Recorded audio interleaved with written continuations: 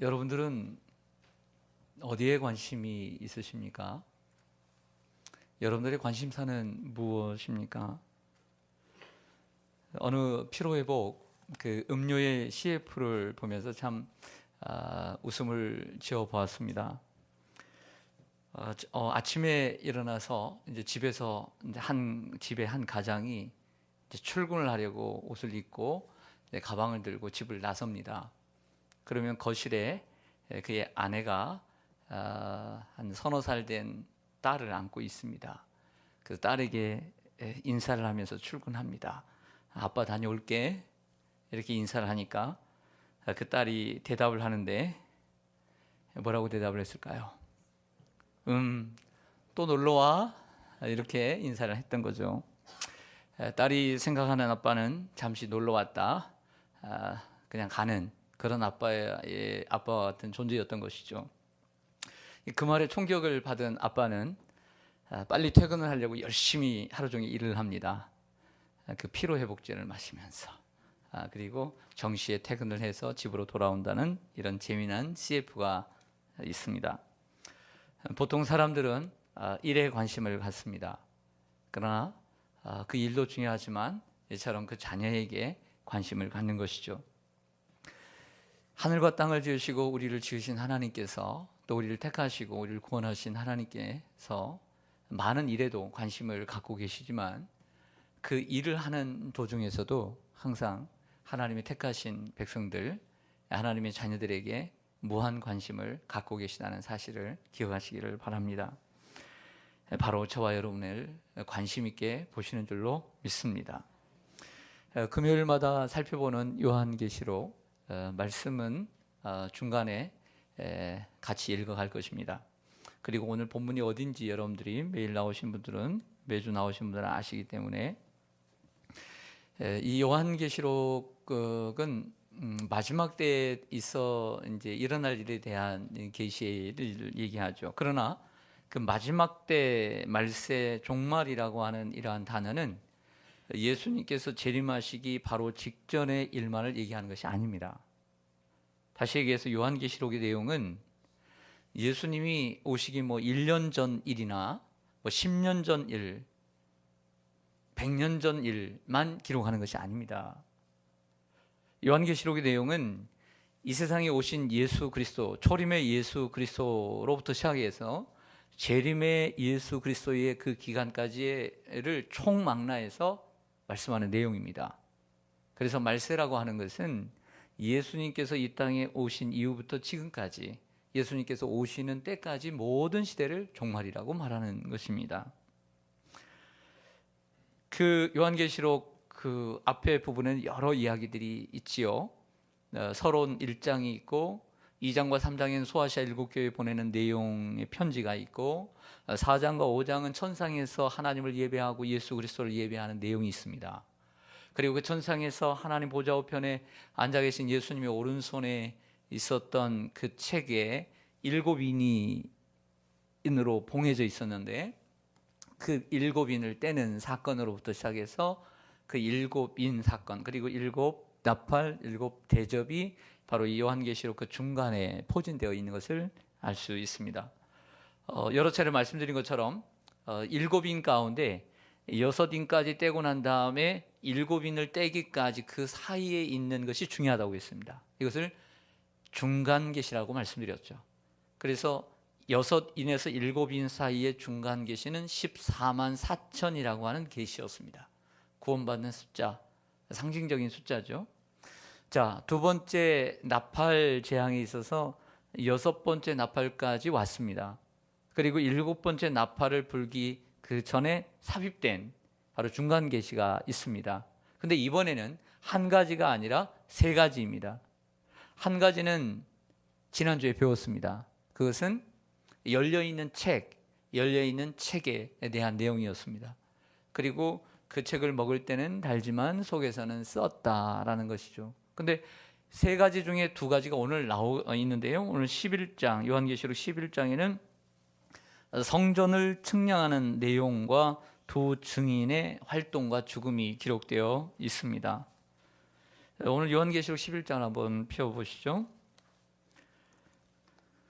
이 중간계시의 두 번째는 1절과 2절에 보면 성전을 측량하는 사건이 나와 있고 3절부터 13절까지는 두 증인의 사역과 두 증인의 죽음에 대해서 기록을 해주고 있습니다. 자, 이제 하나씩 살펴볼 텐데요. 성전과 두 증인 공통점이 있습니다. 성전을 측량하라고 했습니다. 그리고 두 증인이 나타나서 사역을 합니다. 이들은 같습니다. 성전과 두 증인은 같습니다. 둘 다 교회입니다. 제가 좀 전에 무슨 말씀 드렸죠? 하나님의 관심은 어디에 있다? 교회에 있어요. 하나님의 자녀들인 교회. 세상이 난리가 나고 세상이 멸망을 당해도 하나님의 관심은 어디에 있겠어요? 생각해 보세요. 그래서는 안 되겠지만 북한에서 대륙간 탄도미사일을 쏘아대고 일본과 미국과 그리고 중국과 우리나라가 같이 합세해가지고 전쟁을 치른다. 그럼 여러분 관심이 어디 있겠어요? 재산에도 있겠지만 저는 모아둔 재산이 없어서 별로 관심이 없는데 여러분 어디에 관심이 있겠어요? 내가 사랑하는 사람이 건강한가? 내가 사랑하는 사람이 어디 있는가? 전쟁이 나면 직장에 있다가도 어디 가야 되겠어요? 내가 애들이 있는 곳에 가야 되죠. 아이들의 안부를 묻고 만나야죠. 이 세상에 난리가 나도 하나님의 관심은 어디에 있겠어요? 하나님의 백성들이 모인 교회에 있는 줄로 믿습니다. 그래서 요한계시록은 누구의 얘기다? 교회 얘기예요. 교회 얘기. 교회 얘기예요. 교회 얘기. 자, 오늘 1절과 2절을 좀 보겠습니다. 또 내게 사도 요한에게 지팡이 같은 갈대를 주며 말하기를 일어나서 하나님의 성전과 제단과 그 안에서 경배하는 자들을 측량하라고 말합니다. 이 갈대는 높은 이렇게 풀 같은 것인데 이제 파피루스하고도 이제 비슷하긴 하지만 이 갈대가 이제 마디가 있어서 그런지 아니면 이렇게 막대기 같아서 이제 줄자로 사용을 했던 것이죠. 이 갈대 같은 이 파피루스는 거기에 부분을 잘라가지고 말려가지고 종이로 사용하지 않았습니까? 그래서 자로 인해서 하나님의 성전과 제단과 그 안에서 경배하는 자들을 측량하라고 말합니다. 2절에 보면 성전 바깥 마당은 측량하지 말고 그냥 두라. 이것은 이방인에게 주었은즉 그들이 거룩한 성을 42달 동안 짓밟으리라 라고 말씀을 합니다. 성전을 측량하라는 것이죠. 여기서 질문을 던져야 됩니다. 왜 성전을 측량하라고 했을까요? 옆에 분 물어보겠습니다. 왜 성전을 측량하라 했을까요? 물어보겠습니다. 네.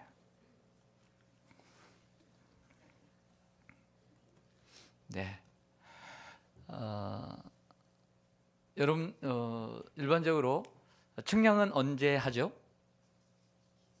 네. 네. 옆집하고 싸울 때 해야 되죠. 내 경계가 어디냐 할 때도 측량해야 안 해요? 하죠. 자, 우리도 미래관을 지었는데 건축을 하려면 뭐부터 해야 돼요? 측량부터 해야 되는 거예요. 하나님께서 자신의 교회를 세우시겠다는 거예요. 지금 이스라엘 백성들은 오랫동안 성전이 없었던 때가 있습니다. 성전의 시작은 모세로부터 시작하고 그 다음에 솔로몬의 성전. 그러니까 솔로몬의 성전이 바벨론의 포로로 잡혀가면서 무너졌습니다. 근데 성전 측량을 한 적이 있어요. 언제 했을까요? 에스겔이 했습니다. 에스겔 시대는 에스겔은 포로로 잡혀가 있던 젊은이거든요. 30대의 젊은이인데 그가 살았을 때는 성전이 없어요. 무너졌어요. 그런데 에스겔에게 성전을 환상으로 보여주시고 성전의 설계도를 보여주시고서 뭐라고 얘기하냐면 성전 둘레뿐만 아니라 성전의 모든 방들을 측량하라고 말씀하세요. 자, 그 말은 없는 성전을 측량하라는 것은 이스라엘 백성들이 포로에서 돌아오게 되면 성전을 다시 지을 거라는 것이죠. 보여준 대로 성전 설계도를 지을 것이라는 거죠. 주님이 세우실 때이겠다라고 하는 말씀이 되는 것이죠. 결국 예수님의 피값으로 사신 교회를 주님께서 세우시겠다. 또 성전을 측량하라는 것은 교회가 확장된다는 것을 의미할 수 있습니다. 예를 들어 여호수아 1장에 보면 모세가 죽고 여호수아가 젊은 여호수아가 두려웠습니다. 이 가나안 원주민들과 싸우려고 하니까 얼마나 두려웠겠어요. 그때 주님께서 말씀하십니다. 모세와 함께 했던 것처럼, 내가 모세와 함께 했던 것처럼 너도 함께 하리라. 그러면서 이런 말씀하죠. 내가 밟는 모든 땅을 내게 주리라. 할렐루야. 성전을 측량하라는 것은, 발을 밟았다는 것은 측량하라는 거죠. 바로 우리가 기도하면서 밟고 또 측량하게 되면 그것을 하나님께서 확장시켜 주신다는 말씀이 되는 것입니다. 또한 여호수아 6장에도 보면 여리고성을 발로 밟고 돌라고 했습니다. 발로 밟고 도니까 그 성이 무너지고 승리를 거두게 되는 것이죠. 하나님의 나라가 확장되는 것을 이야기합니다. 또한 성전을 측량하라는 것은 하나님께서 교회를 보호하신다는 의미가 있습니다. 성전 안은 그런데 측량을 하고 성전 밖은 측량하지 말라, 이렇게 말씀을 하는 것을 봅니다. 참 어려운 해석이긴 한데, 성전 안은 하나님께서 영적으로 보호해 주신다는 것이죠. 그러나 성전 밖은 측량하지 말라는 것은 외적 고난이 교회에 있을 것이다. 고난은 있을 것이다. 그러나 고난은 있지만 내가 성전 안은 보호해 줄 것이다, 이렇게 말씀하고 있는 것입니다. 하나님의 교회는 외적인 고난이 있지만 하나님께서 거룩하게 구별해서 보호해 주실 줄로 믿습니다. 여호수아 때에 보면 그 여리고를 점령을 할 때에 아무것도 갖지 말라고 했는데 아간이라는 사람이 은 2덩이와 신할산 외투 한 벌을 숨겼습니다. 이 숨긴 일로 인해서 아히성 전투에서 패하게 됩니다. 그 다음 전투에서. 그래서 패하게 되니까 이 조그만한 성도, 이 큰 성도 이겼는데 조그만한 성을 치니까 이게 무슨 일이냐고 하나님 앞에 물으니까, 엎드리니까 하나님께서 말씀하시죠. 그래서 제비를 뽑았더니 아간이 걸린 거예요. 하나님은 교회가 거룩하기를 원하십니다. 초대교회 때도 보면 그 아나니아와 삽비라가 하나님 앞에 헌금을 바치는데 헌금의 일부만을 바쳤습니다. 전부를 바쳤다고 거짓말을 합니다. 성령님께서 그 부부를 치십니다. 이것은 교회가 하나님의 거룩한 곳임을 보여주는 것입니다. 하지만 교회는 마지막 때에 환난을 당합니다. 42달 동안 짓밟으리라, 이렇게 말하죠. 42달은 계산해 보면 3년 반입니다. 그래서 42달이라는 단어를 사용하는 똑같은 용어는 3년 반, 또 다른 말로는 한때, 두때, 반때, 또 다른 말은 1260일. 그래서 30 곱하기 42를 하게 되면 1260일이 나옵니다. 그래서 42달, 한때, 두때, 반때, 똑같은 말이고요. 그 다음에 1260일 같은 말이고요. 또 3년 반 같은 의미라고 보시면 되겠습니다. 자, 이 기간은 엘리야가 비 오지 않도록 하나님 앞에 기도했던 기간이기도 하고, 또 동시에 이세벨이라고 하는 아합과 이세벨이 이 하나님의 백성들을 핍박했던 기간을 얘기합니다. 그 3년 반은 꼭 문자적으로 해석해서 할 필요는 없다. 상징적인 기간이라고 보는 것이 좋겠습니다. 자, 두 번째로 두 증인에 대한 말씀을 좀 보겠습니다. 3절을 보시죠. 3절에 보면 내가 나의 두 증인에게, 두 증인이라는 단어가 여기서부터 나옵니다. 권세를 주리니 그들이 굵은 베옷을 입는다.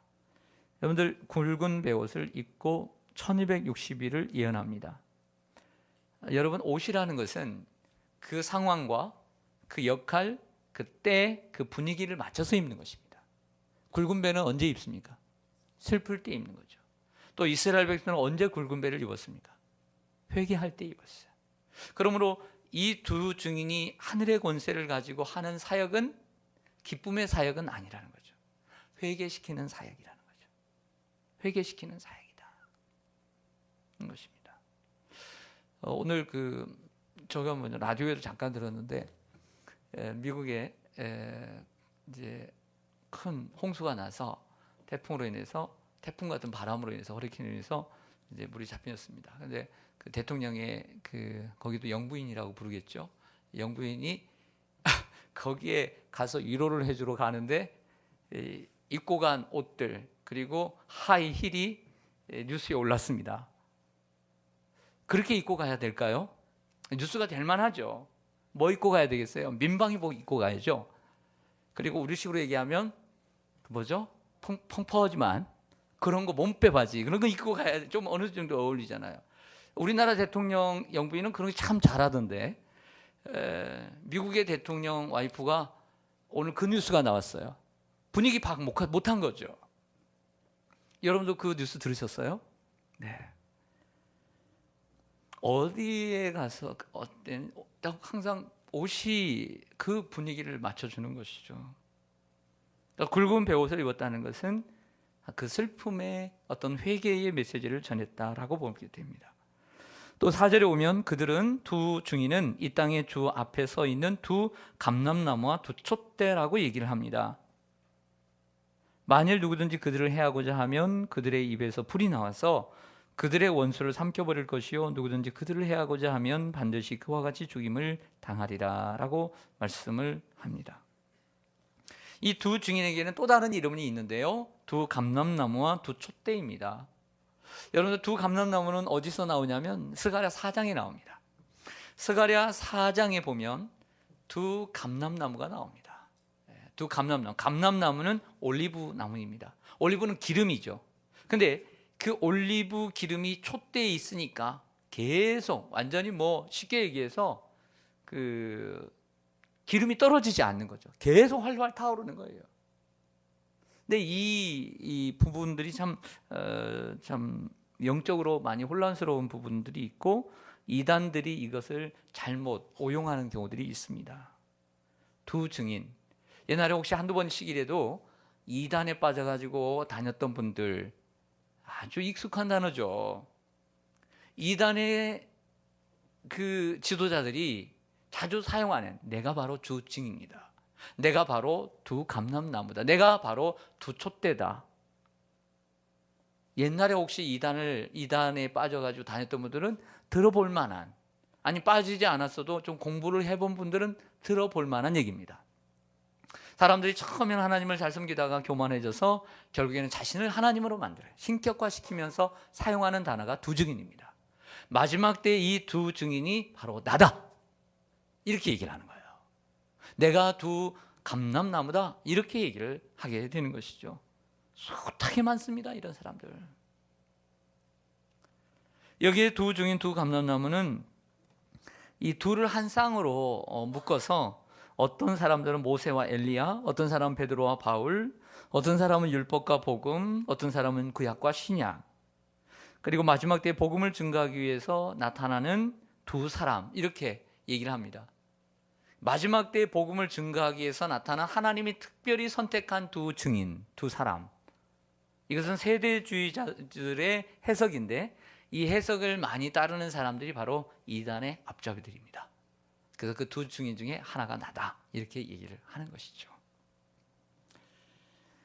그러나 복음주의 계열에서는 이 두 증인, 두 감람나무를 어떤 한 사람으로, 어떤 사람으로 지칭하지 않고 교회로 지칭을 합니다. 그래서 교회가 감당해야 될 사명, 증인이 해야 될 사명은 증언하는 것이죠. 예수 그리스도를 전파하는 것, 이것이 바로 교회의 사명이라고 얘기하는 것입니다. 그런데 이 두 증인은 엘리야와 같은 권능을 가졌다. 즉 하나님께서 교회에 권능을 주신다는 것입니다. 입에서는 불이 나오고, 즉 모세의 권능을 주신다는 거죠. 모세가 애굽에서 이스라엘 백성들을 이끌고 나올 때 그 지팡이로 뱀을 만들 뿐만 아니라 10가지 재앙을 통해서 싸웠던 것처럼 교회에 하나님이 권세를 주신다는 것입니다. 또 다음 우리가 6절을 좀 보시겠습니다. 6절 보시면 그들의 권능을 가지고 하늘을 닫아 그 예언을 하는 날 동안 비가 오지 못하게 하고, 또 권능을 가지고 물을 피로 변하게 하고, 모세의 권능이죠. 그리고 그 앞에 하늘을 닫아 그 예언하는 동안 비가 오지 못하게 하고, 누구의 권능이에요? 엘리야의 권능이죠. 물을 피로 변하게 하는 것은 모세의 권능이고요. 아무 때든지 원하는 대로 여러 가지 재앙으로 땅을 치리로다. 그들이 그 증언을 뭐 할 때에? 마칠 때에. 증언을 마칠 때라는 것은 사명을 다 했다는 것입니다. 그런데 갑자기 무적행으로부터, 우리가 지지난 시간에 배우는 무적행으로부터 올라오는 짐승이, 사단이 그들과 더불어 전쟁을 일으켜 그들을 이기고 그들을 죽일 터인즉 두 증인이 죽는다는 거죠. 8절에 오면 그들의 시체가 큰 성 길에 있으리니 그 성은 영적으로 하면 소돔이라고도 하고 애굽이라고도 하니 곧 그들의 주께서 십자가에 못 박히신 곳이라, 이렇게 말씀하고 있습니다. 더더욱 중요한 것은 이 두 증인의 사역을 이렇게 말씀을 하시면서 이 두 증인이 결국에는 무정에게서 나오는 사단에게 의해서 죽을 것이다. 그런데 바로 그곳이 예수님이 죽으신 곳이다 라고 하나로 모이고 있다는 거죠. 그 뭐냐면 교회는 예수님이다. 즉 교회는 예수님의 사역을 닮았다는 것을 보여주는 것입니다. 자, 더 확실한 것은 뒤로 가보면 더 확실합니다. 9절에 보시면 백성들과 종족, 족속과 방언과 나라 중에서 사람들이 그 시체를 사흘 반 동안에 보며, 시체를 사흘 반 동안, 뭔가 좀 공통점들이 나타나죠. 예수님이 십자가에 죽으시고 사흘 만에 부활하시죠. 무덤에 장사하지 못하게 하리로다. 마치 예수님께서 죽으셨는데 장사된 것처럼 느낌이 오지 않습니까? 복음서를 읽는 것처럼 느껴집니다. 10절에 보면 이 두 선지자가 땅에 사는 자들을 괴롭게 한 거로 땅에 사는 자들이 그들의 죽음을 즐거워하고 기뻐하여 서로 예물을 보내리라 하더라. 3일 반 후에 하나님께로부터 생기가, 사람들은 좋아하죠. 야, 이제 두 선지자가 죽었다. 야, 좋다. 이렇게 예물까지 서로, 선물까지 서로 주고 받는 거죠. 예수님이 십자가에 죽고 난 다음에 얼마나 기뻐하는 사람들이 많았습니까? 좋아하는 사람들이 얼마나 많았습니까? 그런데 예수님이 부활하시고 난 다음에 또 달라지게 되는 거죠. 11절 보시면 3일 반 후에 이 하나님께로부터 뭐가 그들 속에 들어갑니까? 생기가 그들 속에 들어가며 그들이 발로 일어서니 구경하는 자들이 크게 두려워하더라. 자, 예수님이 십자가에 죽으시고 사흘 만에 다시 부활하신다는 느낌이 와야 하나요? 오잖아요. 일부러 그것을 말씀하고 있는 거죠. 12절에 보면 하늘로부터 큰 음성이 있어 이리로 올라오라 함을 그들이 듣고 구름을 타고 하늘로 올라가니 그들의 원수들도 구경하더라. 확실하죠? 예수님의 승천까지 보여주고 있습니다. 그 승천의 유형을 계속 따라가고 있는 거죠. 누가요? 교회가. 13절에 그때 큰 지진이 나서 성 10분의 1이 무너지고 지진에 죽은 사람이 7천이라. 그 남은 자들이 두려워하여 영광을 하늘의 하나님께 돌리더라. 아멘. 자, 무슨 얘기를 하고 있는 걸까요? 무슨 얘기를 하고 있는 걸까?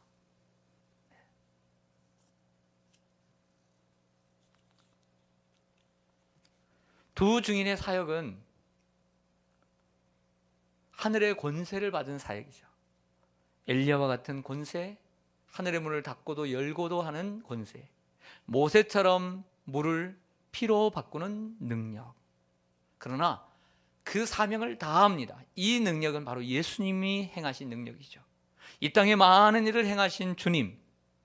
그러나 그 사역을 다 마칠 때에 그 무적행에서 올라온 사단이 그 두 증인을 죽인 것처럼 예수 그리스도, 그분을 죽입니다.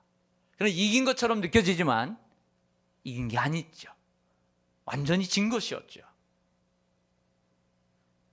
예수 그리스도께서 죽으심으로 끝나는 것이 아니라 3일 만에 다시 부활하시고 그리고 하늘로 승천하셨습니다. 이 예수님의 사역처럼 교회 또한 그 사명을 다할 때, 그 사명을 감당할 때는 하나님이 능력을 주신다는 거죠. 그리고 그 사명을 다하면 결국에는 마지막 때에 세상으로부터, 사단으로부터 고난을 받고 교회가 없어질지 모르지만 결국에는 교회의 승리가 올 것이다. 할렐루야. 그러므로 교회가 감당해야 될 사명은 예수님을 전하는 사명이고 더 나아가서 예수님의 뒤를 따르는 사명인 것입니다. 교회가 다른 길을 가는 것이 아닙니다. 교회는 예수님의 길을 걸어가는 것입니다. 성도도 다른 길을 걸어가는 것이 아닙니다. 예수님이 가신 길을 걸어가는 것입니다. 그리고 그 길을 걸어가면 예수님이 승리하셨듯이 우리도 승리하게 될 줄로 믿습니다. 사람들은 이렇게 얘기하죠. 야, 세상에 나 같은 인생을 산 사람이 없을 것이다. 어떤 목사님들이 얘기합니다. 나는 이 단에서 내가 정말 어떤 목사님도 깨닫지 못한 나는 비밀한 진리를 이 단에서 나는 처음 선포한다. 막 이런 식으로 얘기하는 분들이 있죠. 역사란 돌고 도는 것이고 역사란 새로운 것이 없는 것입니다.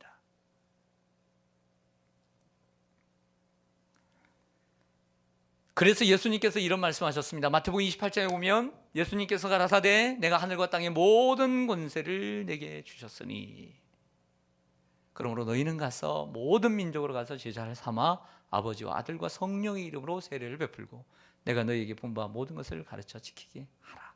볼지어다 내가 세상 끝날까지 너희와 항상 함께 있으리라. 교회가 감당해야 될 사명, 그래서 하늘과 땅의 권세를 받고 예수님을 증거하는 사명인 줄로 믿습니다. 예수님을 전하는 것입니다. 그 예수, 죄에서 구원해 주실 예수, 마지막 심판하실 예수, 그 예수를 증거하는 것이죠. 그 예수를 증거하고 난 후에 교회가 어떻게 되든지 간에 교회가 없어질 수도 있고 환난을 받아서 쫓겨날 수도 있지만 죽은 것이 아니라 산 것이고 끝난 것이 아니라 이긴 것이라는 것이죠. 교회는 이런 곳입니다.